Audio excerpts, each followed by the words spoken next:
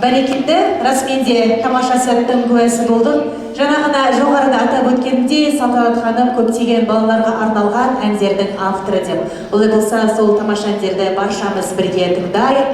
Әні Салтанат Сұлтанұлы, сөзі Таңатқан Рысаевтікі. Байтақ далам әні. Орындайтын Құрманғазы атындағы Қазақ ұлттық консерваториясының хор бөлімінің бірінші курс студенттері Русланова Рима, Байымбетов Алмаз және Әділбек Аружан. Қарсы алыңыздар.